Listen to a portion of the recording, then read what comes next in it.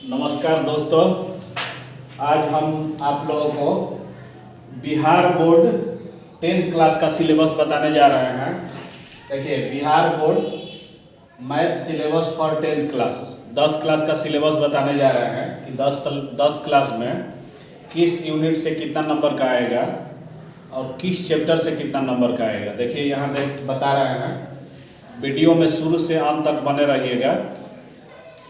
ऐसा बता देंगे सिलेबस कि अगर बढ़िया से सिलेबस को कवर कीजिएगा तो फिर ज़्यादा नंबर लाइएगा, इसलिए वीडियो को लास्ट तक देखिएगा। देखिए यहाँ बता रहे हैं, math syllabus for 10th class 10 class में मैथ के सिलेबस को 7 इकाई में बांटा गया है। कितना इकाई में? 7 इकाई में। देखिए यहाँ लिखे हैं इकाई, इकाई का इंग्लिश होता है यूनिट। यहाँ लिखे हैं नेम ऑफ यूनिट, इकाई का नाम। यहाँ अंक लिखे हैं मार्क्स, किस इकाई से कितना नंबर का आएगा। यहाँ देखिए पहला इकाई है, पहला इकाई में क्या पढ़ना है तो संख्या पद्धति नंबर सिस्टम पढ़ना है, और नंबर सिस्टम से कितना नंबर का आएगा? 10 नंबर का आएगा। दूसरा इकाई है, दूसरा इकाई में क्या पढ़ना है तो बीज गणित पढ़ना है। बीज गणित से कितना नंबर का आएगा? 20 नंबर। बीज गणित को इंग्लिश में बोलते हैं अलजेब्रा। इकाई 3 यूनिट 3 में जाएंगे। यूनिट 3 में आपको पढ़ना है नियामक ज्यामिति, इसको इंग्लिश में बोलते हैं कोऑर्डिनेट ज्योमेट्री। इससे कितना नंबर का आएगा तो 10 नंबर का आएगा। अगला यूनिट है आपका, अगला इकाई 4 है। चौथा इकाई में आपको त्रिकोणमिति पढ़ना है। त्रिकोणमिति को इंग्लिश में ट्रिगोनोमेट्री बोलते हैं, और इससे कितना नंबर का आएगा तो 20 नंबर का आएगा।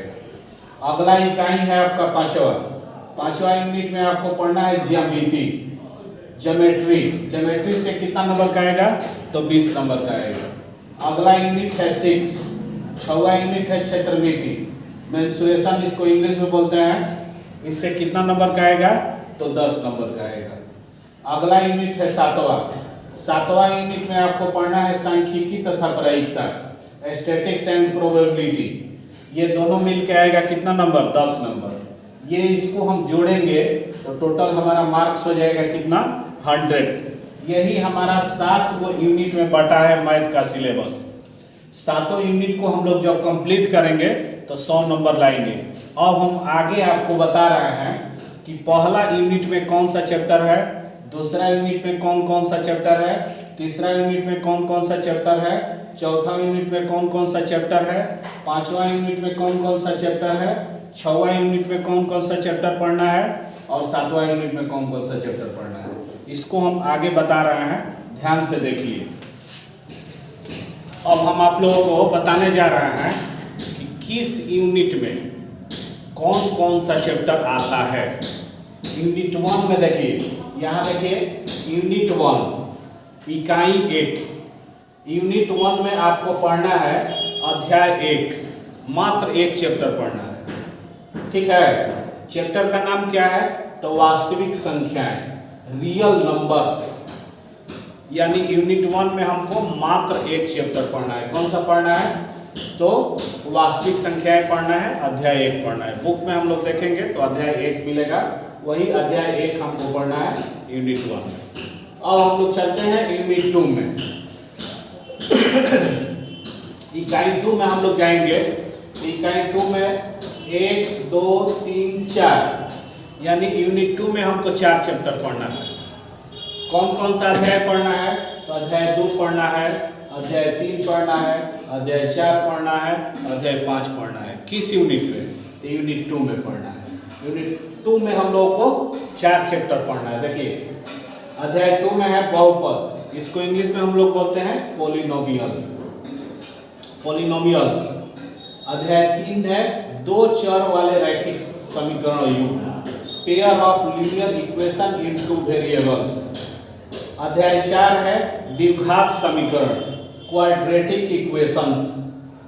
अध्याय 5 है आपको समांतर श्रेणी, इसको शॉर्टकट में एपी भी बोलते हैं, अर्थमेटिक प्रोग्रेशन इसको इंग्लिश में बोलते हैं। यानी आपको यूनिट 2 में यही चैप्टर आपको 4 को पढ़ना है, इसको हम लोग ध्यान में रखेंगे। अब हम चलते हैं इकाई 3 यूनिट 3 में। तीसरा यूनिट में मात्र एक चैप्टर आपको पढ़ना है, कोऑर्डिनेट ज्योमेट्री। कोऑर्डिनेट ज्योमेट्री आपको इकाई 3 में पढ़ना है, मात्र एक ही चैप्टर उसमें। अब हम लोग जाते हैं किसमें, यूनिट 4 में। यूनिट 4 में कितना चैप्टर पढ़ना है, तो मात्र 2 चैप्टर है, यानी त्रिकोणमिति केवल पढ़ना है आपको किसमें, यूनिट 4 में। अब यहाँ आते हैं हम लोग अध्याय 7। अध्याय 7 तो इसमें पढ़ना है 3 में। अब इसमें आते हैं यूनिट 4 में। तो यूनिट 4 में हमको अध्याय 8 पढ़ना है, अध्याय 9 पढ़ना है। अध्याय 8 देखिए क्या है, अध्याय 8 है त्रिकोणमिति का परिचय, इंट्रोडक्शन ऑफ ट्रिगोनोमेट्री। अध्याय 9 है त्रिकोणमिति के कुछ अनुप्रयोग, सम एप्लीकेशंस ऑफ ट्रिगोनोमेट्री। ये मात्र 2 चैप्टर आपको पढ़ना है किसमें, तो यूनिट 4 में पढ़ना है।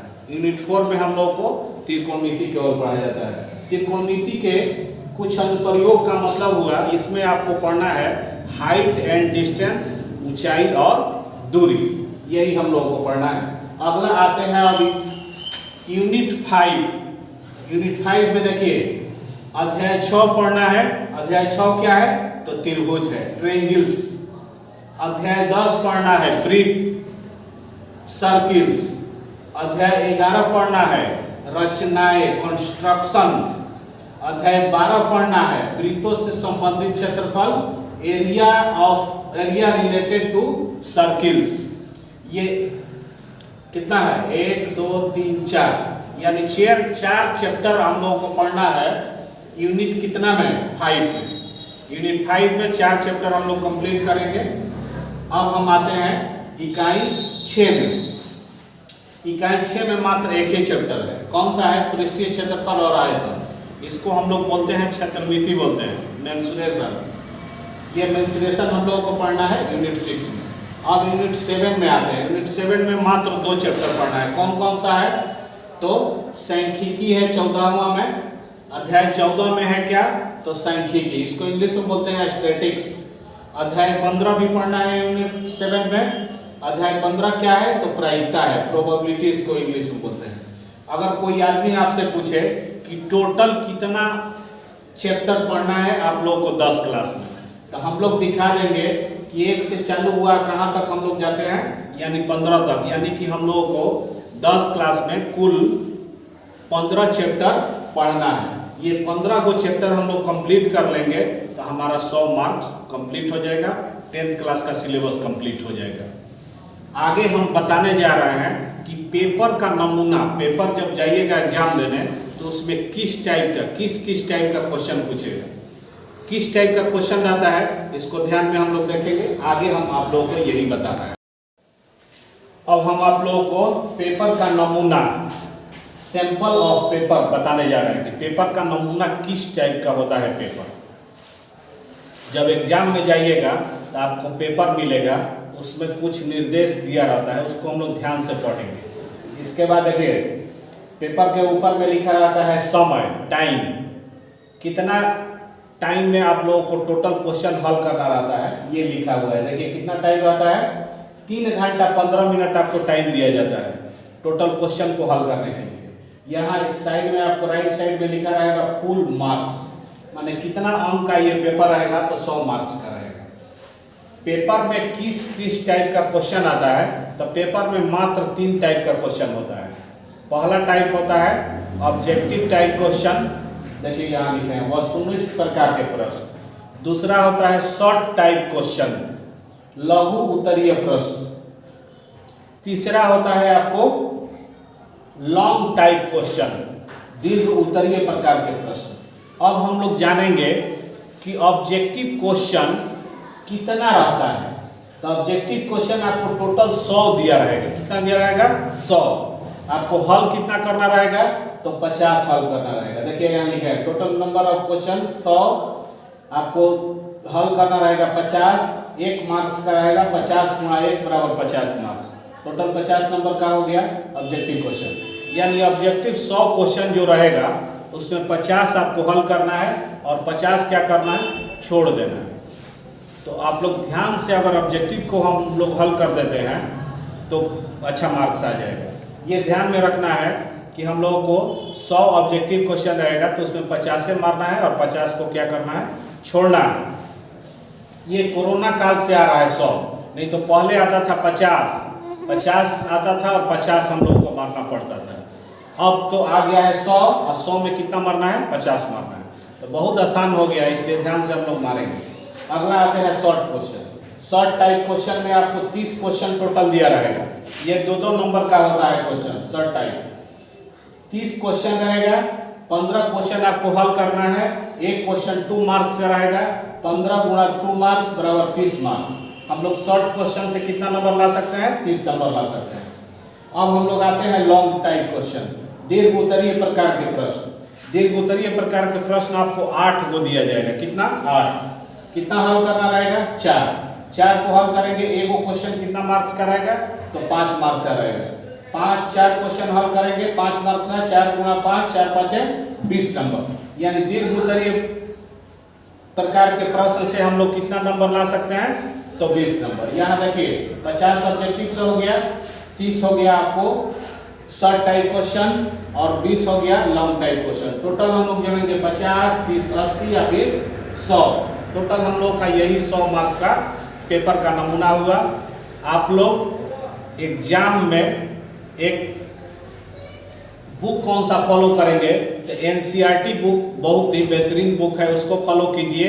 अगर साइड में आपको रखना है तो ये आपको भारती भवन आता है, केसी सिन्हा आता है, और एक निश्चित आपको रखना होगा क्या, तो क्वेश्चन बैंक। क्वेश्चन बैंक का मतलब कि पीछे जितना भी आपको साल में एग्जाम हुआ है, पीछे टोटल पिछला साल का क्या करना है, क्वेश्चन को बना जाना है, ऑब्जेक्टिव क्वेश्चन को बना जाना है। अगर इतना बना दीजिएगा तो आप एकदम 100% क्वेश्चन को हल कर दीजिएगा।